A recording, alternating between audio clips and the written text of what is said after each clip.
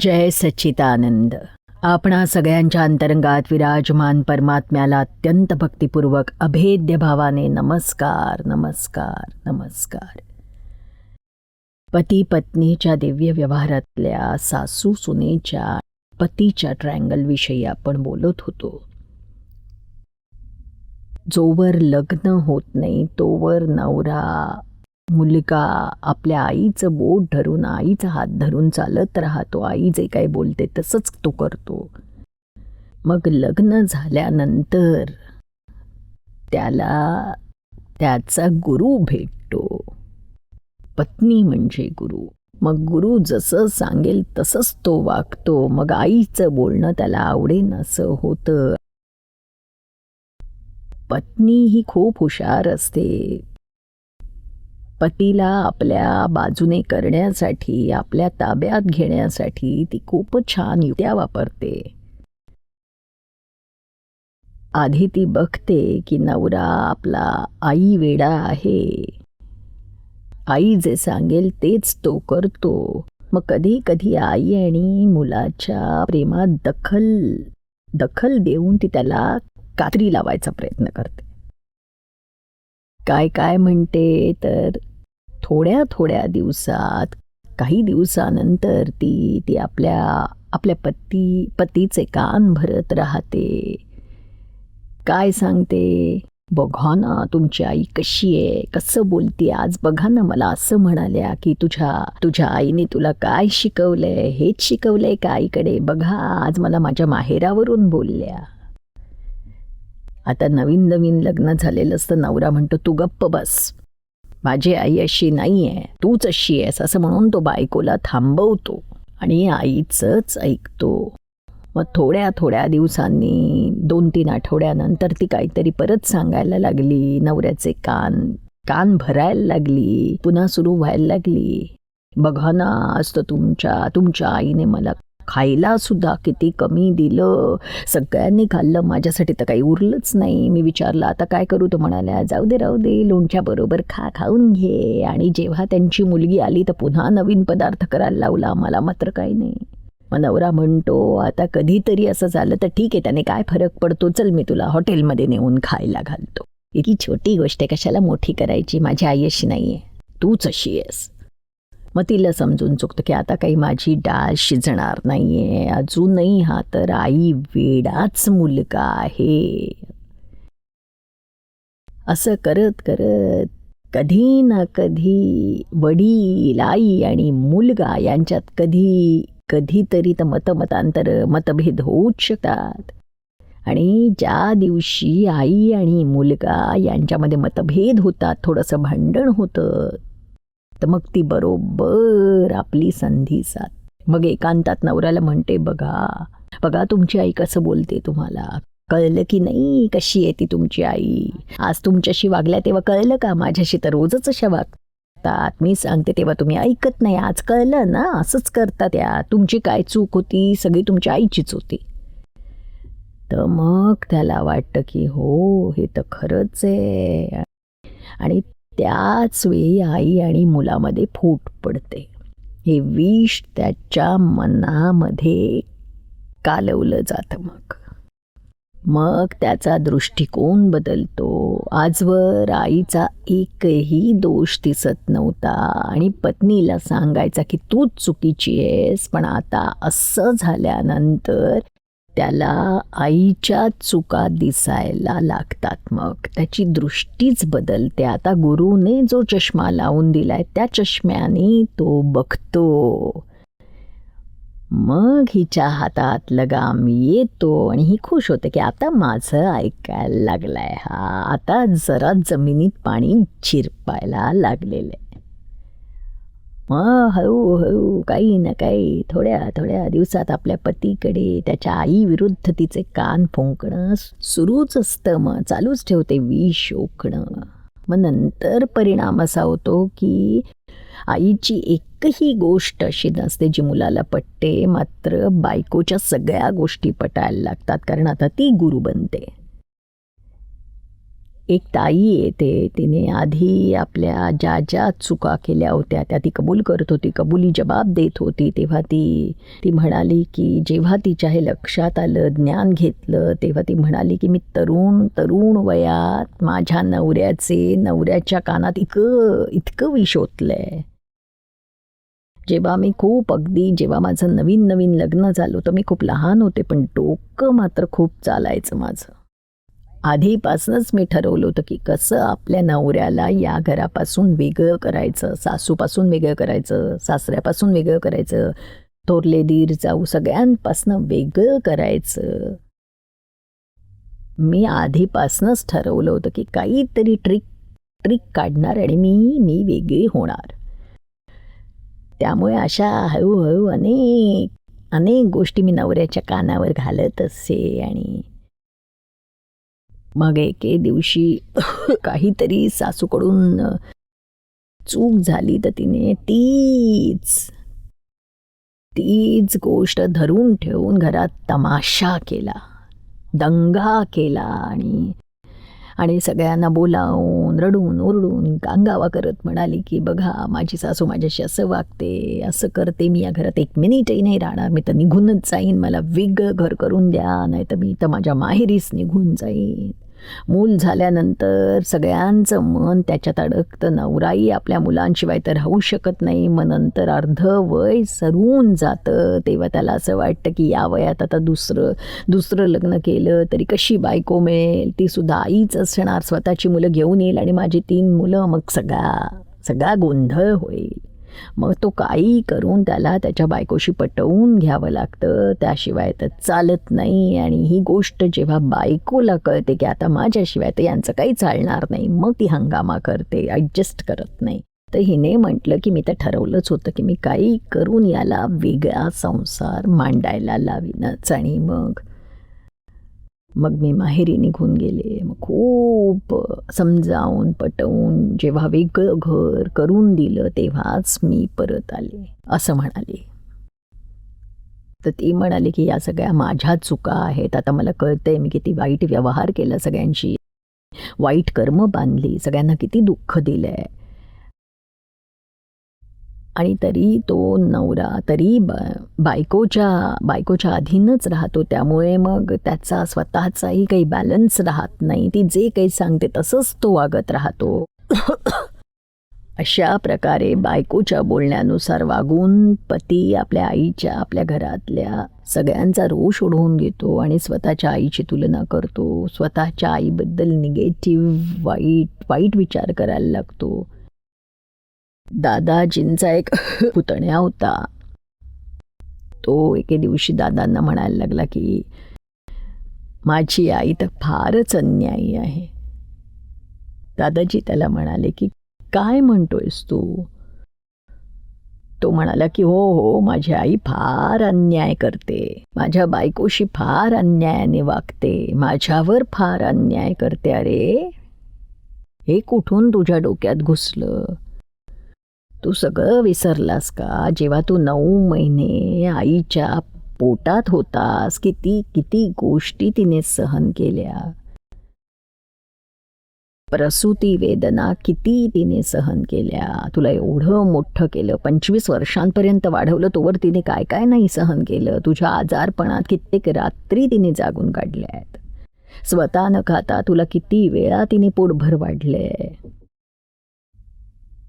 तुला दुःखात बघून, तुला आजारी बघून ती किती वेळा रडली असेल. तुझ्यासाठी तिने काय नाही केलंय. 25 वर्षांपर्यंत ती तुला न्याय्य वाटत होती, खूप आवडत होती, आता गुरु भेटल्यावर तुला ती अन्यायी वाटायला लागली. हे कसलंय तुझं डोकं? एवढ्या लवकर कसा बदललास बरं तू?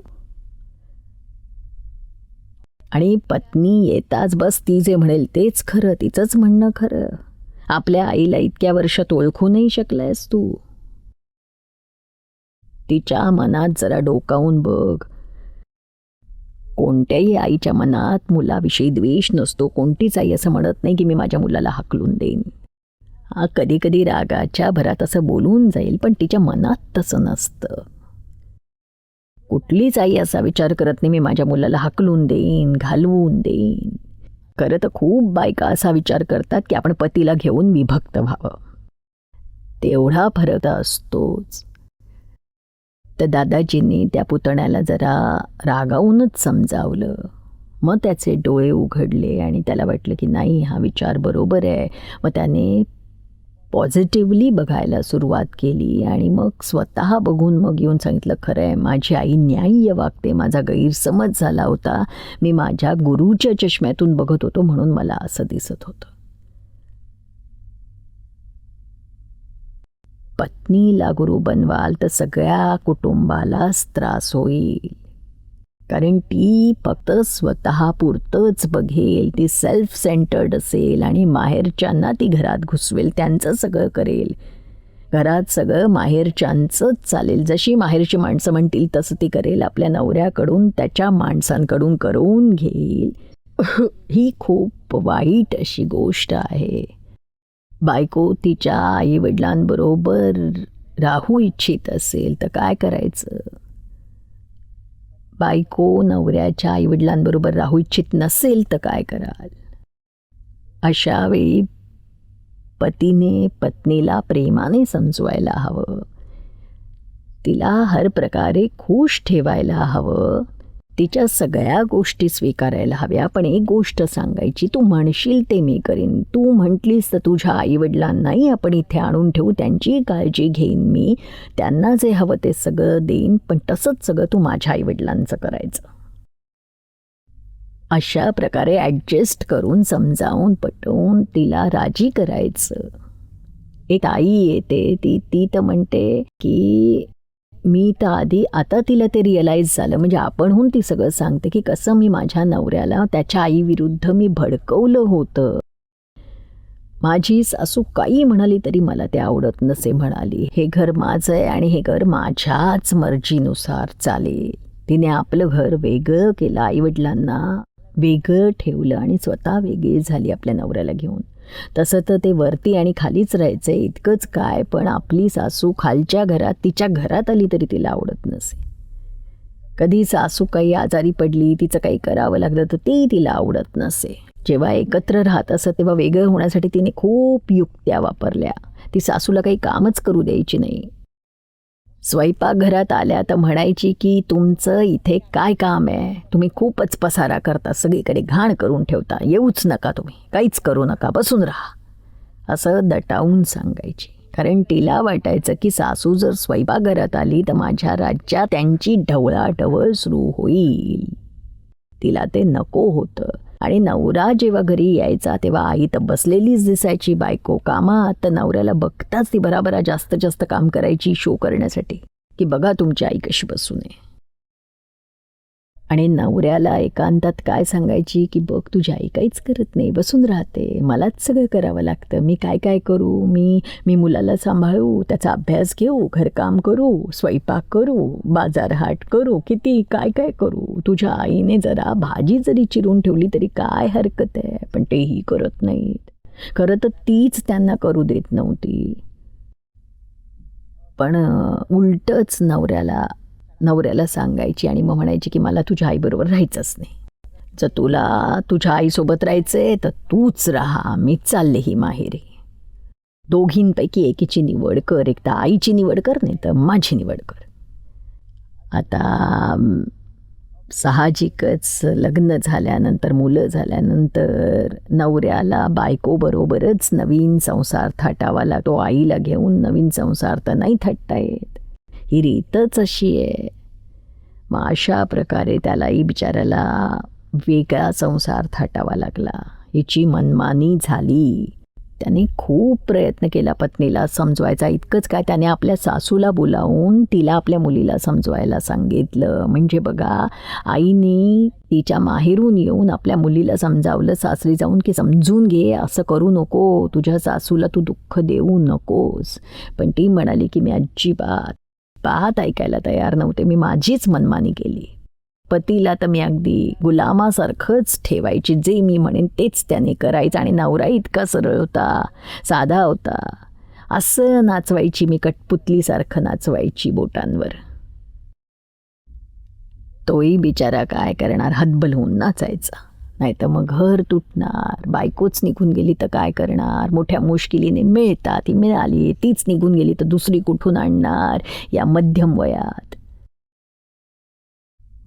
मग ज्ञानानंतर या मुलीच्या लक्षात आलं की सून म्हणून तिच्या लक्षात आलं माझीच चूक आहे, मला खूप पश्चाताप झाला. मग सासूकडे जाऊन तिच्या पाया पडून माफी मागितली मी आणि म्हणाले की तुम्ही आता माझ्याकडे राहू शकता, जे तुम्ही म्हणाल तसं मी करीन.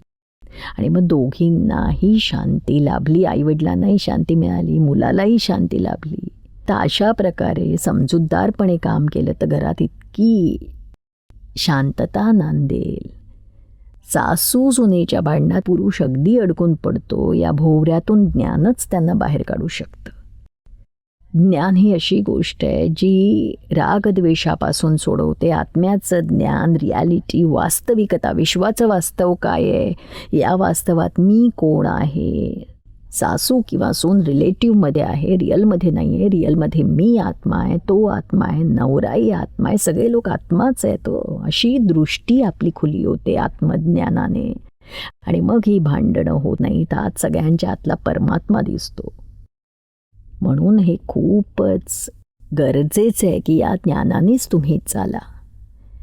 एक मुलगा येतो, त्याची आई आपल्या सुनेशी खूपच प्रेमानं वागायची आणि तिची खूप अटॅचमेंट होते, खूप प्रेम होतं. तर तिला असं वाटायचं की मी माझ्या सुनेचं सगळं काही करीन.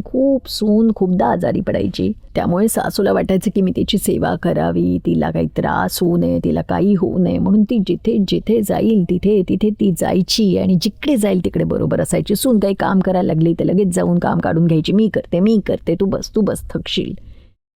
हे असं अति झालं आणि त्यामुळे सुनेची घुसमट व्हायची की तिला वाटायचं स्वातंत्र्य नाही मिळत आहे. मग तिला वाटायचं की माझी सासू प्रत्येक गोष्टीत खूपच हस्तक्षेप करते आणि सासूला वाटायचं हस्तक्षेप नाही तर मी माझ्या सुनेला मदत करते आहे. अशी मदत तर कोणीच सासू करत नाही, मी किती प्रेमाने करते, तर त्याचा अर्थ उलटाच निघायचा. ती म्हणायची तुम्ही बसा एका कोपऱ्यात, तुम्हाला काही गरज नाही, तुम्ही स्वयंपाकघरातही येऊ नका, मला माझ्या पद्धतीने करू दे. हे असं व्हायचं, प्रेमामधून द्वेष, द्वेषामधून प्रेम. मग जेव्हा तिला रिअलाईज झालं तेव्हा तिने सासूच्या पाया पडून माफी मागितली. सासूनेही माफी मागितली की मी तुला खूप दुःख दिलं, इतकंच काय पण घरात इतकी भांडणं लावली, माझ्या नवऱ्यालाही मी त्रास दिलाय खूप, त्याला अडचणीत टाकलं, त्यालाही खूप दुःख दिलं, मुलांवरही त्याचा खूप परिणाम झाला. मुलांना तर आजी आवडायची पण मला मात्र सासू आवडायची नाही, त्यामुळे मी सगळ्यांच्या कानामध्ये विष ओकायची. माझ्या मुलांच्या मनात, माझ्या पतीच्या मनात, माझ्या सासूच्या विरोधात मी विष ओकायचे, सगळ्यांच्या कानात मी विष ओकायचे. तर अशा प्रकारे घरात क्लेशच होत होते. सासू तरी कुठे जाणार, ती तर मुलाच्या अधीन होती, अवलंबून होती. तिच्याजवळ तर काही पैसे नव्हते, काही राहायला घर नव्हतं. जे घर होतं तिथे तर सून आणि मुलगा सगळेच राहत होते. मग नंतर अशा प्रकारे सासूबरोबर तिने समजूतदारपणे आणि ज्ञानाने उपाय शोधून दोघीही प्रेमाने राहायला लागल्या आणि पुढे सगळी भांडणं बंद झाली. तर हे सासू सुनेचं नातं समजूतदारपणे निभावून न्यायचं असतं, त्यामुळे सगळे प्रश्न संपुष्टात येतात. सगळ्यांसमोर, सगळ्या घरादारासमोर, सगळ्या समाजासमोर जर एकमेकांसाठी प्रतिक्रमण केलं, पश्चाताप केलात, मनापासून माफी मागितलीत की आम्ही असं दुःख दिलं होतं, असे आम्ही गैरसमज पसरवले, अशा प्रकारे आम्ही घरात क्लेश केले, या सगळ्या गोष्टींचं मी प्रतिक्रमण करते, पश्चाताप करते असं म्हणून सगळे दोष धुवून टाकायचे. तर धुवून टाकण्याची ही एक पद्धत आहे. प्रतिक्रमण फार परिणामकारक आहे. जर सगळ्या सासवांनी आपल्या सुनांप्रती प्रतिक्रमण केलं, मनातल्या मनात करायचं की बाबा मी माझ्या सुनेला जे काही दुःख दिलं, दुःख झालं, तिच्यावर मी जी दादागिरी केली, पॉझिटिव्हनेस दाखवला, हे केलं ते केलं, ती सगळी माझी चूक आहे, त्यासाठी मी तिच्या आत्म्याकडे माफी मागते आणि आता मी असं कधी नाही करणार, असं मनातल्या मनात मनोमन जेव्हा केव्हा वेळ मिळेल, जेव्हा कधी मनापासून वाटेल तेव्हा अगदी सच्च्या मनाने हृदयापासून प्रतिक्रमण करा. हे नातं प्रेममय होईल आणि सुनेनंही आपल्या सासूसाठी करावं. सासू अशीच आहे, जुन्या विचारांची, आपली मनमानी करते, आपलं वर्चस्व गाजवते, मला गणतीतच धरत नाही. हे सगळे विचार सुनेच्या मनात येतात. मग त्याच वेळी त्याचं प्रतिक्रमण करा की मी चुकीचा विचार करते, यात असा विचार करणं पाप आहे. त्यासाठी त्या सासूच्या अंतरंगातल्या आत्म्याला नमस्कार करून मनापासून माफी मागा आणि पुन्हा असं घडू नये अशी शक्तीही मागा. एका दिवसात जितक्या जास्त वेळा होईल तितक्या जास्त वेळा करा, कारण सासू आणि सुनेला 24 तास एकाच घरात, एकाच छताखाली, एकाच छपराखाली राहायचं आहे. मग का बरं असं दुःखी होऊन का बरं राहायचं? थोडंसं समजूतदारपणे वागा, सगळी दुःख निघून जातील. एक सासवा सुना येतात आमच्याकडे, तर ती सून म्हणायला लागली की आमच्या घरात 4 सुना आहेत, 4 मुलं आहेत आमच्याकडे, तर माझी सासू अशी आहे की त्यांना एकच सून आवडते, फक्त 2 सुना 3 सुना अजिबात आवडत नाहीत. तर ही सगळ्यात धाकटी त्यांची सून ती म्हणाली माझ्याबद्दल तर माझ्या सासूला मनातून काही वाटत नव्हतं, माझ्यापेक्षा माझ्या मोठ्या जावेचीच त्या कायम स्तुती करायच्या, त्यांना काही हवं तर त्या मोठ्या सुनेकडेच त्यांच्या मागायच्या, कायम तिच्याविषयी चांगलं बोलायच्या आणि माझ्याविषयी भलं बुरं सगळ्यांसमोर बोलायच्या. त्यामुळे मला इतकं दुःख व्हायचं आणि मला माझ्या सासूचं तिरस्कार वाटायला लागला. खरं तर बाहेरून मी त्यांच्याबद्दल चांगलं बोलायचे, सगळे आमचे दीर आणि धाकटे मोठे सगळ्यांच्या वाटण्या झाल्या. तेव्हा हा प्रश्न उद्भवला की आता सासू सासऱ्यांना ठेवणार तरी कोण? तेव्हा माझ्या मनात विचार आला की आजपर्यंत तर त्यांना माझ्या मोठ्या जाऊबाई आवडत होत्या, मी तर आवडतच नव्हते, तर त्यांनी आता थोरल्या जावेकडेच राहावं, माझ्याबरोबर राहायची काय गरज? तर मी जाणून बुजून माझ्या सासूशी वाईट वागायला सुरुवात केली की जेणेकरून त्या माझ्याबरोबर राहायला तयारच होणार नाहीत. तर त्याचा परिणाम असा झाला की खरोखर माझ्या सासूने सांगून टाकलं की मी तर माझ्या मोठ्या सुनेकडे राहणार, धाकट्या सुनेकडे नाही राहणार. त्यामुळे मी की खुश झाले, चला सुटले मी. पण हीच गोष्ट जेव्हा तिला हे ज्ञान मिळालं तेव्हा तिला लक्षात आलं, अरे मी तर हे कपट केलं, हे चूक आहे. तिने सगळ्यांसमोर भर सभेत सासूचे पाय धरून माफी मागितली, पश्चाताप केला, म्हणाली मी तुमच्याशी असं वागले होते. सासूने माफी मागितली की मीही चूक केली होती. 2 सुनांकडे मी समानतेनं नाही बघितलं, एकीविषयी जास्त प्रेम वाटायचं, ममता वाटायची आणि तुझ्याप्रती द्वेष होता. व दोघींच्याही मनातून ते निघून गेलं आणि खूप प्रेमाने राहायला लागल्या. आज परिणाम असा दिसतो की कोणतीही सून त्या सासू सासऱ्यांना एवढ्या प्रेमानं वागवत नसेल जितकी ही धाकटी वागवते. खूप पश्चाताप करून माफी मागून सगळं क्लीन करून टाकलं. इतकंच काय, तर आता ती हेच म्हणते की नाही, आता तुम्ही कुणाहीकडे जाऊ नका, तुम्ही माझ्याकडेच राहा, मला सेवेची संधी द्या. त्या दोघांच्याही आजारपणात त्यांची सेवा सगळी ती करायची. म्हणजे किती फरक पडतो. थोडंसं ज्ञान जर जीवनात अंगीकारलं तरी जीवनात शांतताच असते. सासू सुनेचं तर ठीक आहे, पण पती पत्नीमध्ये, घरामध्ये, आई वडिलांमध्ये, वडील मुलांमध्ये, सगळ्यांमध्ये असं ती छान प्रेममय वातावरण निर्माण होतं. पण असं वातावरण निर्माण होण्यासाठी ज्ञान समजून घेतलं पाहिजे. कशी कर्म बांधली जातात, कशी दुसऱ्यांना दुःख देतात, इतरांना दुःख देऊन आपण कसे काय सुखी होऊ शकू बरं. कोणालाही दुःख दिलं तर नक्कीच तुम्ही दुःखी व्हाल, पण कोणाला सुख दिलं तर नक्कीच तुम्ही सुखी व्हाल. आणि हा सिद्धांत, कर्माचा सिद्धांत इतका सरळ साधा आहे. तो समजून घेतलात, आपल्या जीवनात तो अंगीकारला तर तुमच्या जीवनात सुखच येईल, कारण तुम्ही इतरांना सुख द्यायला सुरुवात कराल. जय सच्चिदानंद.